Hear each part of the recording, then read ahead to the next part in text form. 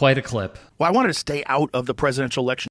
It's What gross. happened? Because I feel like I had to. I feel like this is so nuts. This is so nuts. When that Tim Walz guy, it's so nuts that guy was going to be the vice president. You're telling me, you're telling me this whole thing's fake then. You're telling me you don't care if someone's a liar. You don't care if they lied about their military rank, where they served. You don't care if they lie about being an assistant. You don't care if they lie about Tiananmen Square. There's too many things. This is so crazy. You would get fired if you were an assistant manager at an oil changing company. Yeah. Okay, there's so much here first. Donald Trump lies like breathing. He doesn't know what the truth is. The crowd was massive. That was all the way back down to the Washington Monument. It looked like 1 million, 1.5 million people to get this network. And it showed an empty field. And it said we drew 250,000 people. Now, that's not bad, but it's a lie. This was the largest audience to ever witness an inauguration, period. Sean Spicer, our press secretary, gave alternative facts to that. We built the greatest economy in the history of the world. Best unemployment numbers, best everything. The wall is being built, and we're doing 10 miles a week. It'll be completed very soon. And Mexico is paying for the wall, by the way, in case you had any questions. Credit to Now This Impact for that. So let's begin. And I mean, don't say that you care about honesty when there is a person leading an entire administration that blatantly lies day after day, month after month, year after year. You cannot cling to, I want honest people, and then admittedly cast your ballot for Donald John Trump. Those things, that is not a relationship, that is not a courtship. Those are differences, staunch differences. When he says, and the Washington Post even accumulated all the untruths. 30,573. He averaged 21 erroneous claims a day. And by the way, it took him 27 months to reach 10,000, 14 months to reach 20, 30,000 less than 5 months later. The man is a pathological liar. We're going to get into the psychology of it in a moment. But let me just say this to be very clear, okay? You can't say that you care about truths. You cannot when you are voting for that. And he is getting dragged online. And he should be getting dragged online. This is the #1 podcast in the world. And what we have seen recently is lining up with a theory I had, which is when Vladimir Klitschko, former boxing champion, brother to Vitaly, another boxing champion in the heavyweight division, called out Joe Rogan by peddling in Russian propaganda and saying, why don't you have me on? So you can get some of the pure, unabashed honesty on the ground in Ukraine. Rogan didn't reply. A fan page, to be very clear, called Joe Rogan HQ replied, but it lines up with my thinking. The man is very close after he admittedly was in a room on election night with Trump and Elon Musk and Dana White. Okay? Dana White, did he broker that sort of sit-in? I have no idea, but he was there. And he spoke to how Elon Musk knew that the election was over hours before. That's a huge red flag. We know that he makes his money through government contracts. And the $44 billion purchase of Twitter, people keep talking about it. I'm telling you, it does not mean anything when you have those contracts. And especially when people helped and certain entities helped finance that deal. Nonetheless, this is aligning with my theory that he doesn't really care about misinformation. Because what he may have is, after showing that he aligns with Tucker Carlson, who has a clear, direct line to the Kremlin, even when he's getting called out by them, for basically saying he's a hack reporter, and it was too soft and chummy of an interview, which is saying something.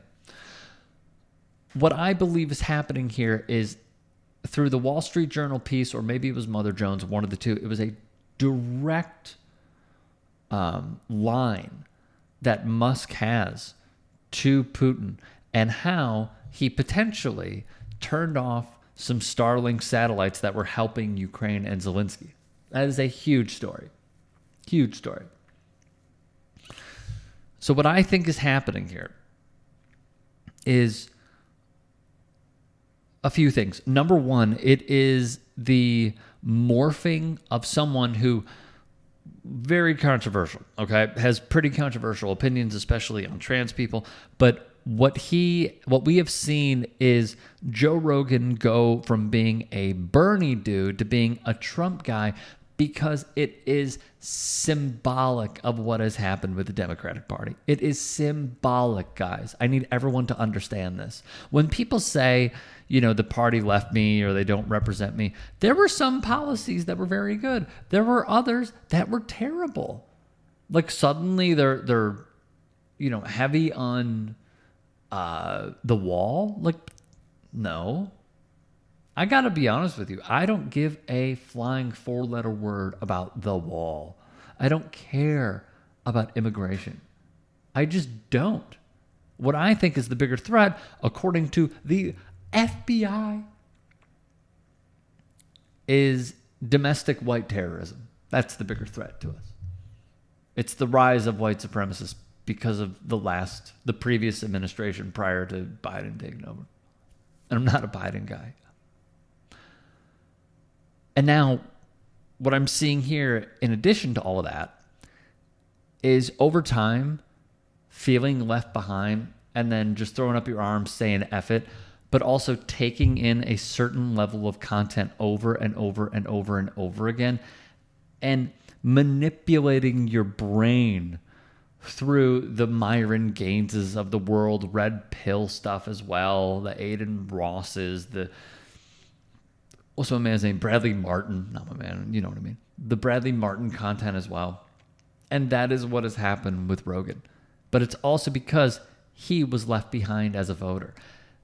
I love hearing, and I know we're going in different places, and I want to get to the psychology of lying behind politicians in a second. But what really gets me is how people are saying we need a Joe Rogan when the point was made by Haas, and I agree with it. They had it. His name was Joe Rogan. They had it. And then they just let it go. They let it go. But they also tried to outflank the Bernie wing with Liz Cheney. And it alienated a lot of voters. And that is the harsh truth. When you keep telling people that we're going too far left, especially the Morning Joes of the world who are now sucking up to Trump at Mar-a-Lago, which is insane. I find that to be rather odd because what people need is hope. What people need is change. What people need are policies that make their lives better. And when you don't offer that and you're basically trying to take out, I said this yesterday, another piece of the pie of republicanism and just launch it into like centrism, it doesn't work. And the big conflict of interest here and the underlying theme is they are enslaved to the same donors that a lot of Republicans are because they take the money. If you run on hard leftist populist policy, it'll win. But now here we are. But back to Rogan. Don't tell me that you care about this stuff. You don't. You don't care. You don't care.